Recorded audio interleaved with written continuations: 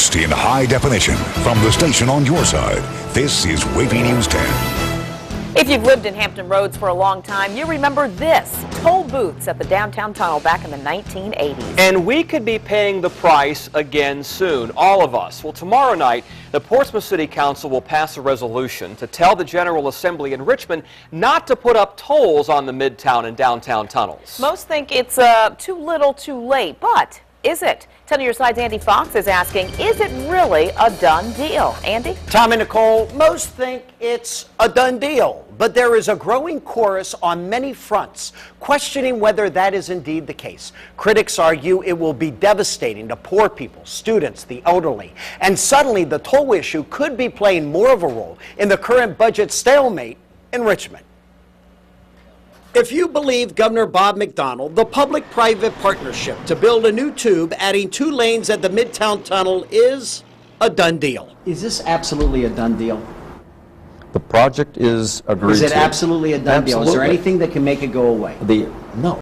Portsmouth Senator Louise Lucas, not a huge Bob McDonnell fan these days. Oh, the guy that they call Governor McToll Booth. I didn't come up with that name. That's what people are calling him in Hampton Roads because they feel like they have been sacrificed in this case. Is it a done deal? Well, Senator Lucas says not yet, and it could all hinge on getting Governor McDonnell's state budget passed, which is now deadlocked in the Senate. Lucas got a call. When I was called over to the governor's office, I was asked, what would you like to see in this budget that would make you feel more comfortable voting for it?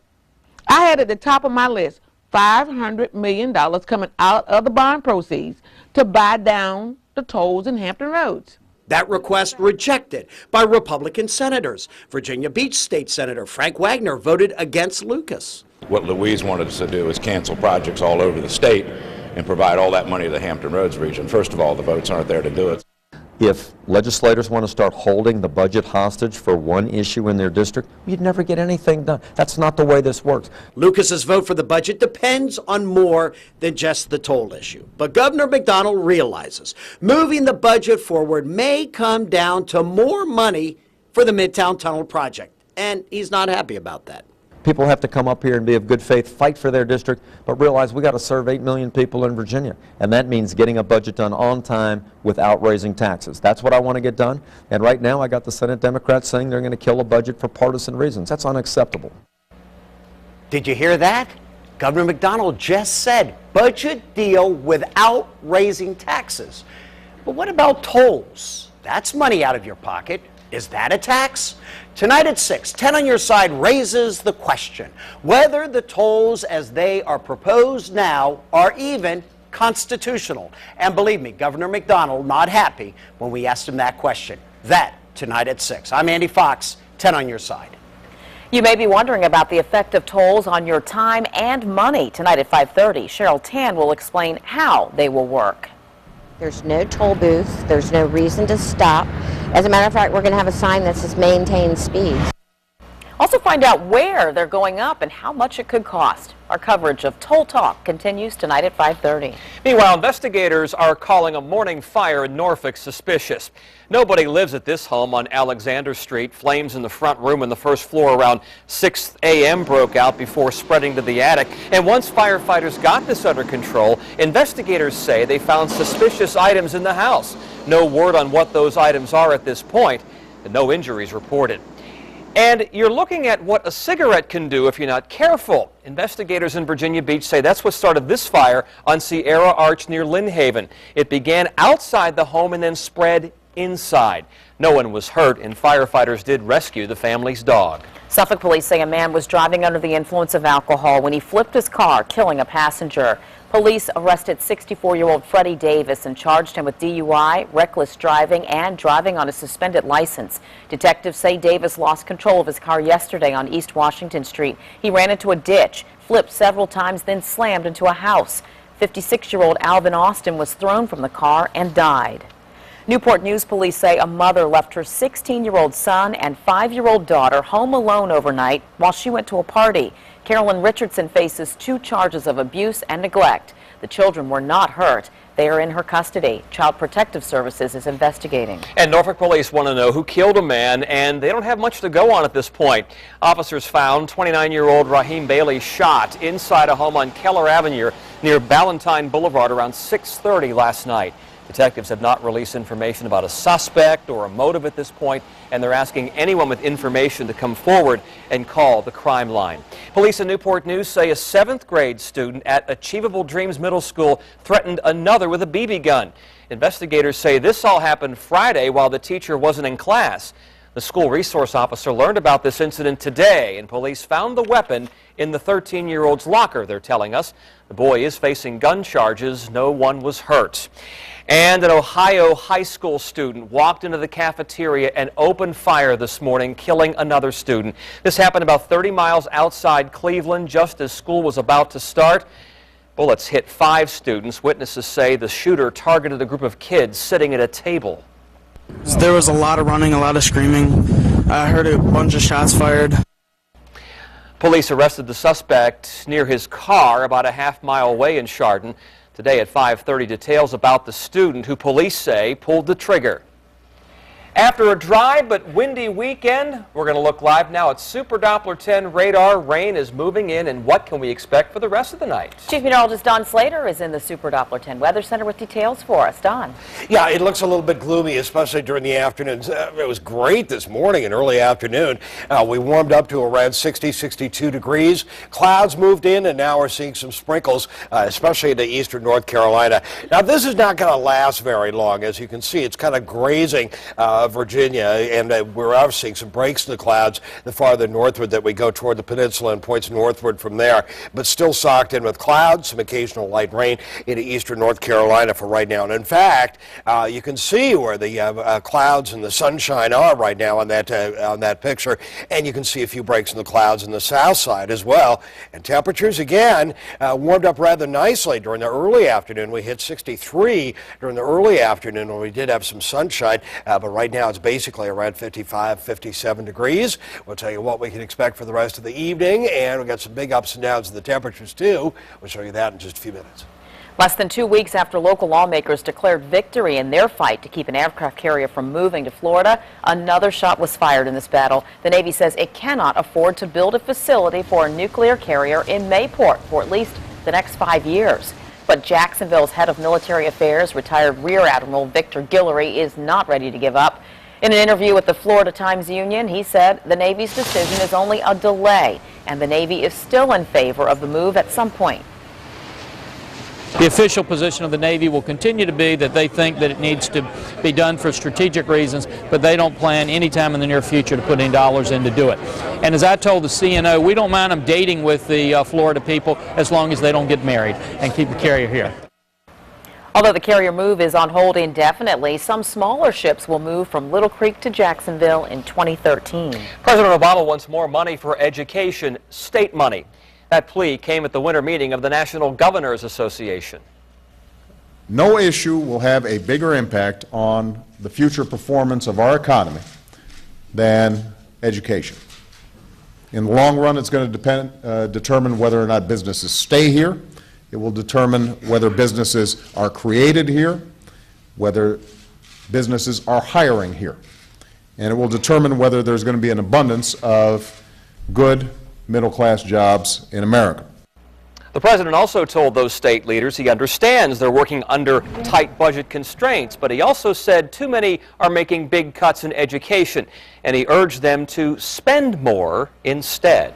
It's not every day someone gets invited to dinner at the White House, but a local sailor just accepted that honor. Senior Chief Petty Officer Chris Henderson is assigned to the Norfolk-based Red Wolves. He's a veteran of 4 combat deployments to Iraq and has earned several medals. Chief Henderson and 78 other service members will dine with President Obama and the First Lady. The event will honor veterans of Operation Iraqi Freedom and Operation New Dawn.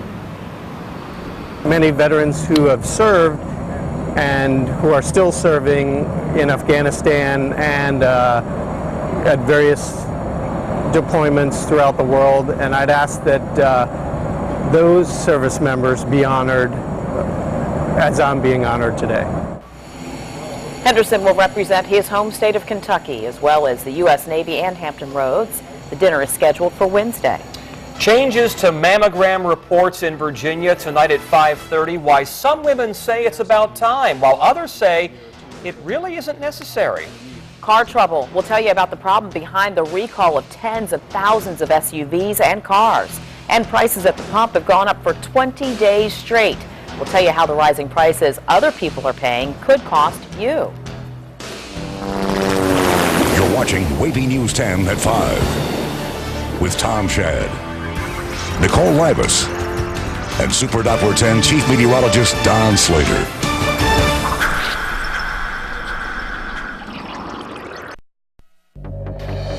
This is 10 on your side. Consumer alert now. Possible gas leaks are fueling a Nissan recall. The automakers calling back 2011 and 2012 Nissan Juke small crossover SUVs, Infiniti QX large SUVs, and the Infiniti M sedans. The NTSB says the fuel pressure sensors could loosen, gasoline could leak, and then spark a fire. Nissan will notify the 79,000 affected owners next month. As soon as you get a new cell phone, it seems something better comes out. If you want to sell it for something newer, iPhones appear to have the best resale value. An iPhone retains 53% of its value after 18 months, compared to 42% for an Android phone and 41% for a BlackBerry. This is according to Totem, a company that buys and resells mobile devices. What's best for your baby? We'll break down the new breastfeeding guidelines from America's largest group of pediatricians. And it's costing you more every time you get gas. What you're paying, how you're paying the price, and when other people fill up, plus how you could benefit from higher prices at the pump.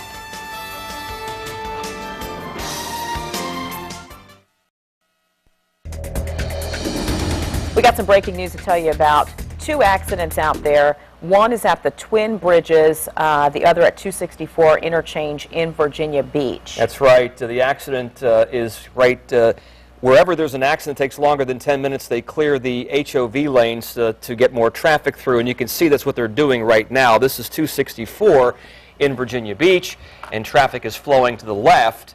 I think that is 264. That's the interchange. Not sure if that's east or westbound at this point, but you can see the HOV lanes are moving. Yeah, that's at Virginia Beach Boulevard there. So that's right. It is moving, though. It's all right. Slowly, but moving. Slowly. The numbers keep turning at the gas station, up more than 13 cents in the last week. AAA says a gallon of regular unleaded is now $3.70, the 20th straight day of rising prices at the pump.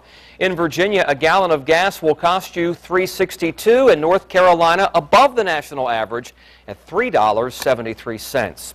Businesses that provide goods and services are looking at ways to make up for those higher fuel costs. Then on your side's Ava Hurdle found out how you can be affected. Ava? Tom, we're live in Portsmouth, and behind me we're at a Shell station where regular unleaded is going for $3.59 a gallon. Now, consumers who depend on vehicle deliveries could soon feel yet another pinch in their wallets. This is my 45th year, believe it or not. Robert Parker carefully arranges fresh cut flowers into a seasonal burst of color at Norfolk Sealy Florist. That's good. The delivery fee for this $39.95 bouquet going to Norfolk is $10. That's up $2 from when gas prices spiked 3 years ago and could go up again. We're paying the most that we can pay for gas right now. If it continues to go up, we are going to have to find a better method of doing business. We may have to make less deliveries or only deliver in areas close by. At La Pizzeria in Virginia Beach, each pie that's delivered, there's a fee tacked onto the cost and goes to the driver.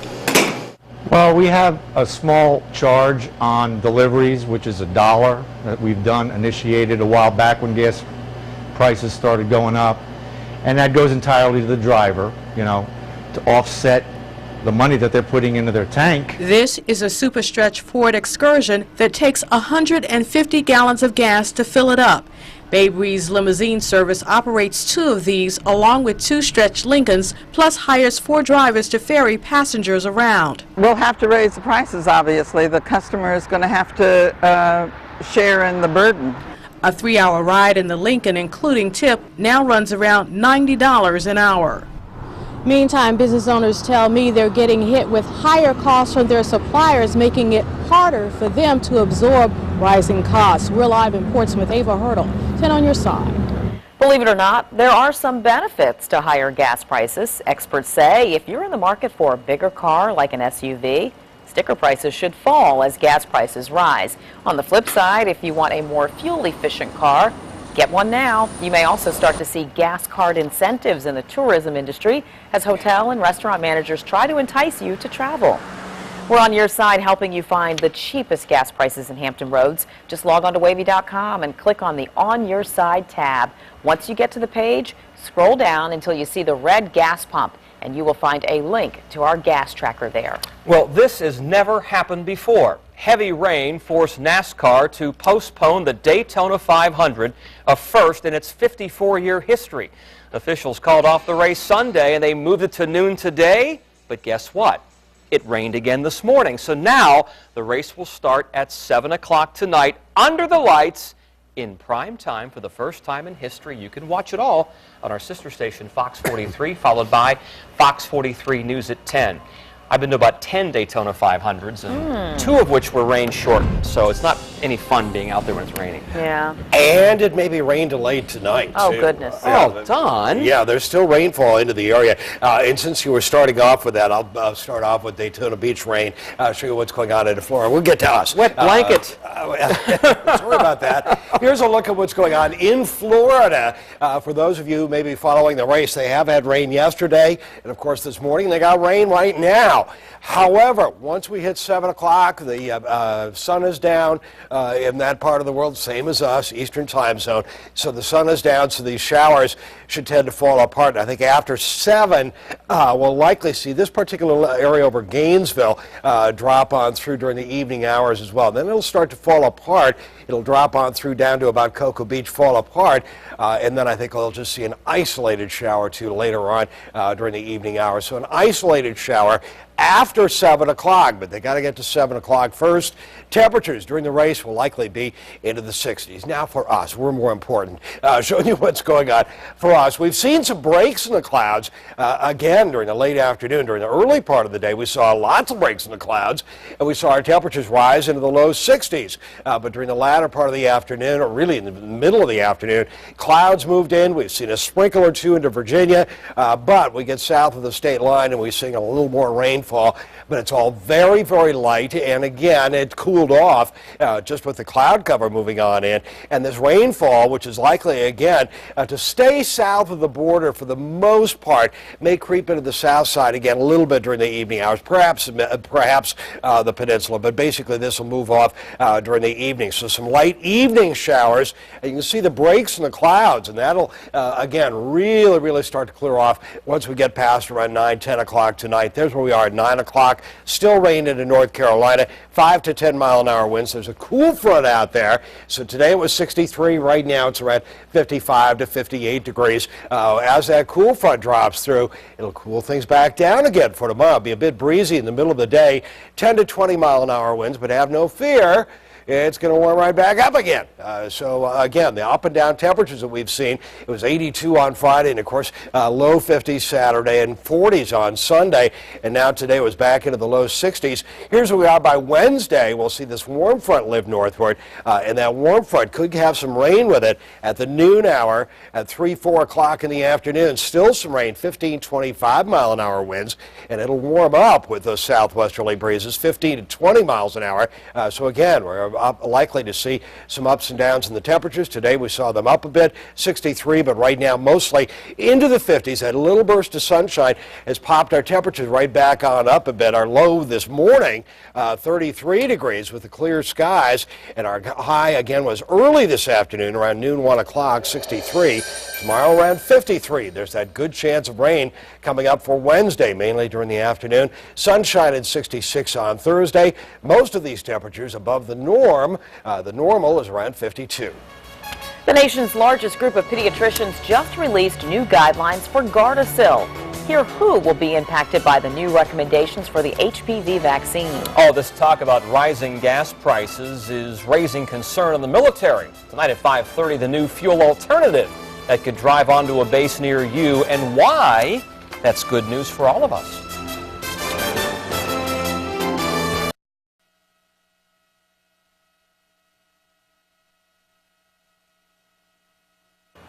A pediatrics group says boys 11 and up should get the HPV vaccine. Previously, the American Academy of Pediatrics backed routine vaccinations for girls.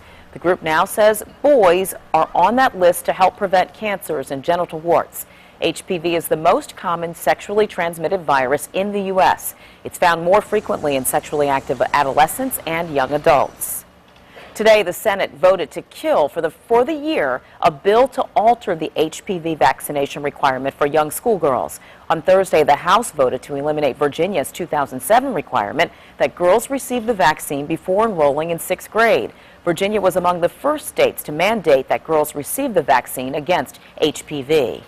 A group of pediatricians is encouraging mothers to breastfeed. The American Academy of Pediatrics recommends mothers breastfeed exclusively for about the first 6 months of a baby's life.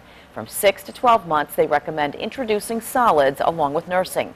The group says breast milk can protect against many illnesses. Research also shows nursing can help reduce the risk for sudden infant death syndrome. A photographer's camera rolled as this happened. What investigators think caused the collapse of this high-rise. And neighbors in one Virginia community could lose their homes because of their dogs. Which breed they're concerned about tonight at 5:30.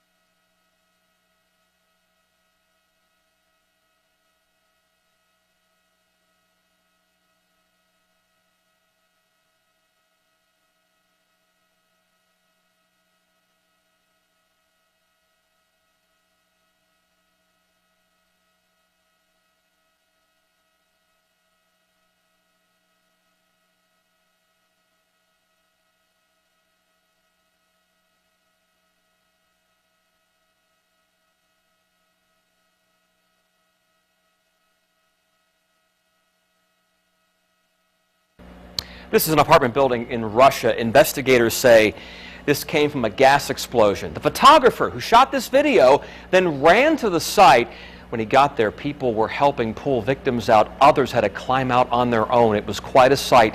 Witnesses say the bottom 3 floors collapsed. Then the entire building came down. 2 people died. Rescuers are still searching for survivors. Stay with us. WAVY News 10 at 5:30 starts right now.